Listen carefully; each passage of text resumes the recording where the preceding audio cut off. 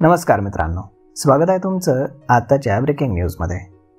मित्रांनो, राज्यभरामध्ये अपात्र ration card शोध मोहीम ही 1 एप्रिलपासून सुरू झाली असून ती 1 महिना राबवली जाणार आहे। बांगलादेशी घुसखोरांसह कुठल्याही विदेशी नागरिकाला रेशन कार्ड देण्यात आले असल्याचं आढळल्यास ते त्वरित रद्द केलं जाणार आहे। अन्न आणि नागरी पुरवठा विभागानं या संदर्भातला एक अध्यादेश काढलेला आहे। अंत्योदय, केशरी आणि शुभ्र अशा सर्वच कार्डांची आता तपासणी केली जाते।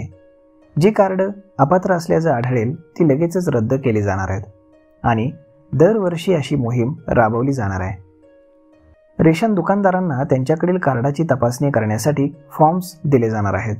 ते फॉर्म भरून घेतल्यानंतर कोण अपात्र आहे ते स्पष्ट होईल। वास्तव्याचा पुरावा सोबत द्यावा लागेल।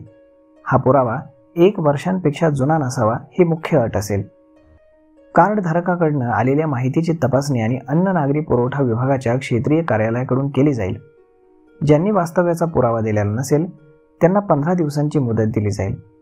पुरावा सादर न केल्यास रेशन कार्ड रद्द करण्यात येईल।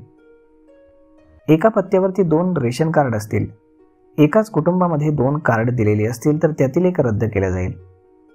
शासकीय, निमशासकीय, खाजगी कर्मचारी यांचे वार्षिक उत्पन्न 1 लाख रुपयांपेक्षा अधिक असेल अशांकडे जर पिवळी, केशरी रेशन कार्ड असतील तर ती तात्काळ अपात्र ठरवली जातील आणि त्यांना त्यांच्या उत्पन्नानुसार नवीन रेशन कार्ड दिली जातील। दुबार, अस्तित्वात नसलेल्या व्यक्ती आणि मृत व्यक्तींना लाभार्थी यादीतून हे त्वरित वगळले जाईल।